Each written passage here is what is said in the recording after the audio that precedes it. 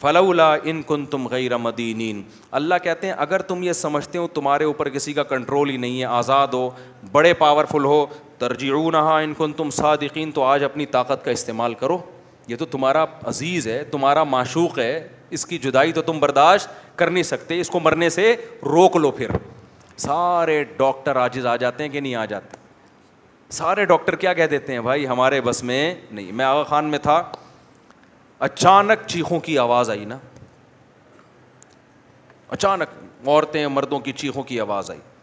میں ایک دم ڈر گیا, کیا ہوا؟ پتہ چلا جی ان کے والد صاحب ان کی ڈیتھ ہوئی ہے. آئے تھے تھوڑی دیر پہلے بالکل ٹھیک ٹھاک تھے بستر پہ, اچانک کوئی ہارٹ اٹیک ہوا یا برین ہیمریج جو کیا ہوا بہرحال, تو وہ ان کو توقع نہیں تھی کہ ہمارا باپ ایسے بھی جا سکتا ہے.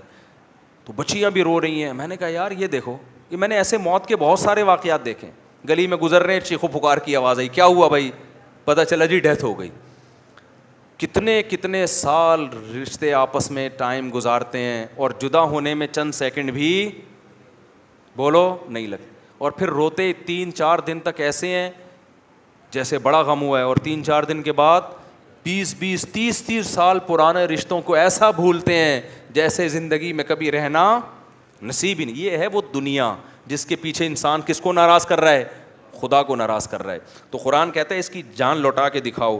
فَأَمَّا إِنْ كَانَ مِنَ الْمُقَرَّبِينَ, اللہ کہتے ہیں اب یہ میرے پاس آ گیا ہے, اب یہ تمہاری کسٹڈی سے نکل گیا. اب میں بتاتا ہوں اس کے ساتھ کیا ہونے والا ہے, سمجھ رہے ہو نا؟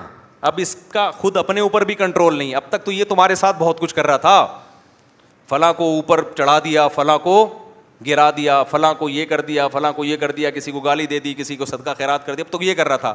اب اس کے ساتھ میں کروں گا جو بھی ہوگا, تمہارا بھی کنٹرول ختم اور خود اس کا بھی اپنے اوپر سے کنٹرول ختم. فَأَمَّا إِنْ كَانَ مِنَ الْمُقَرَّبِينَ, اللہ کہتے ہیں یا تو یہ نیک لوگوں میں سے تھا, ساری زندگی اس نے مجھے یاد رکھا, میرے احکام کو فالو کیا, فَرَوْحٌ وَرَيْحَانٌ, تو اس کے لیے خوشبوئیں ہیں, وَجَنَّتُ نعیم, اور خوشخبریاں ہیں ہمیشگی کے باغات کی.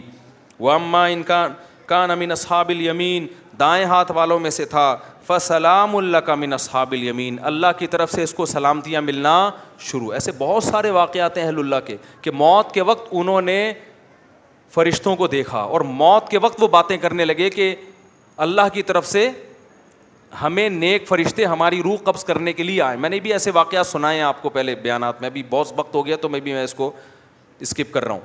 بہت ایسے واقعات ہیں, شہداء کے بہت واقعات ہیں.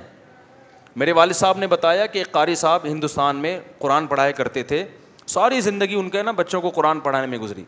موت کے وقت نا ان کی جسم سے روشنی کا گولا نکل کے گیا ہے, سب نے دیکھا جتنے لوگ تھے. حضرت مولانا اشرف علی تھانوی رحمۃ اللہ علیہ, جن پر آج لوگ بڑے اوٹ پٹانگ قسم کے اعتراضات کرتے ہیں, ان کی جب ڈیتھ ہوئی ہے نا, تواتر سے جو ان کے قریب لوگ کھڑے ہوئے تھے انہوں نے بتایا کہ ان کی 3 انگلیوں سے روشنی کی کرنیں نکل رہی تھیں موت کے وقت, کیونکہ پوری زندگی نا ان 3 انگلیوں سے تصنیف کا کام کیا ہے. ان کی سینکڑوں تصانیف ہیں جن سے بہت, اگر مولانا اشرف علی تھانوی رحمۃ اللہ علیہ ہندوستان میں نہ ہوتے نا تو آج یوں کہا جائے نا کہ میں بھی شاید بدعتی ہوتا, تو یہ بات غلط نہیں ہوگی. ہندوستان میں جو بدعتوں کو روکنے میں سب سے بڑا کردار ہے وہ مولانا اشرف علی تھانوی رحمۃ اللہ علیہ کا, کیونکہ تصوف میں اتنا غلو ہو گیا تھا کہ 20 قسم کی بدعتیں شامل ہو, پیر پرستی اور تصوف, اس پہ ان کی بہت ساری کتابیں ہیں اور بہت کام کیا انہوں نے, کسی کی ملامت کی پرواہ نہیں کی. تو انتقال کے وقت کیا تھا, کرنیں نکل رہی تھیں ان, ایسے بہت ساری کرامتیں ہوتی ہیں. تو قرآن کہہ رہا ہے فروح وریحان وجنت نعیم واما ان کان من المکذبین الضالین, اور اگر گمراہ لوگوں میں سے تھا تو اس کو بتا دیا جاتا ہے فنزل من حمیم, تیرا ٹھکانہ کھولتا ہوا پانی ہے جو تجھے پلایا جائے گا, وتصلیۃ جحیم, اور بھڑکتی ہوئی آگ ہے جس میں تجھے داخل کیا جائے گا. آخر میں اللہ اس صورت میں کہتے ہیں ان ھذا لہو حق الیقین, اے لوگو یہ جو باتیں ہم کر رہے ہیں ان کو سیاسی بیان نہ سمجھو, یہ یقینی باتیں ہیں. فسبح باسم ربک العظیم, اپنے رب کی کبریائی بیان کرو جو بہت عظمت والا ہے. تو یہ سورہ واقعہ کا حاصل ہے جو میں نے آپ کے سامنے بتایا. اللہ نے اپنی قدرت کو بیان کیا اور آخرت کی ہولناکیوں کو بیان کیا. تو بھائی طاق راتوں میں خاص طور پر جہاں اپنے لیے یہ کچھ مانگتے ہو نا اللہ یہ دے دے یہ دے دے یہ دے دے, زیادہ حصہ دعاؤں کا جہنم کی پناہ اور جنت کی طلب میں لگایا کرو. کچھ بھی نہیں ہے. قرآن میں جگہ جگہ نا ایک مضمون اللہ نے بہت زیادہ بیان کیا ہے کہ جب آخرت قائم ہوگی نا تو اللہ ان سے پوچھے گا کہ تم لوگ دنیا میں کتنا عرصہ رہے ہو. ابھی تو ہم سمجھتے ہیں نا ایکچولی اتنی لمبی عمر ہے, دنیا میں رہنا ہے, اتنی لمبی عمر. آخرت کے مقابلے میں یہ ایسے لگ رہی ہوگی ایک دن یا آدھا دن. قال کم لبثتم فی الارض عدد سنین. قرآن کہتا ہے ہم ان سے پوچھیں گے بتاؤ تم دنیا میں کتنا عرصہ رہے ہو, تو وہ جواب میں کہیں گے لبثنا یومن او بعض یوم, اے اللہ ایک دن یا آدھا دن, ایک دن رہے یا آدھا دن. اور قرآن کہتا ہے کہ جب ان کو جہنم میں ڈالا جائے گا نا تو جہنم کے داروغہ ان سے کہیں گے الم تکن آیاتی تتلا علیکم, کیا اللہ کی آیات تم پر پڑھ کے نہیں سنائی جاتی تھیں تمہیں, کسی نے اس آگ سے ڈرایا نہیں تھا تم کو.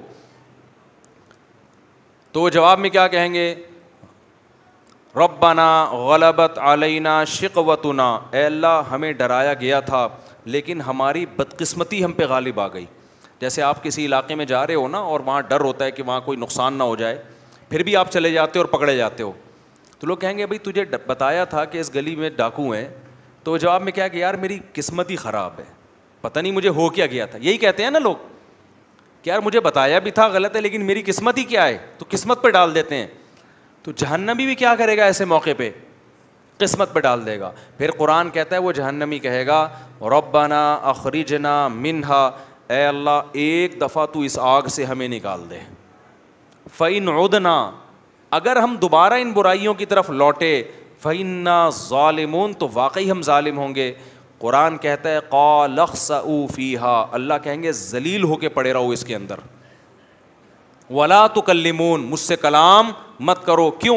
إِنَّهُ كَانَ فَرِيقٌ مِّنْ عِبَادِي, دنیا میں میرے کچھ نیک بندے تھے جو توبہ کر چکے تھے, وہ میری آیتوں پہ ایمان لائے اور توبہ کر لی اور برائیوں سے بچتے.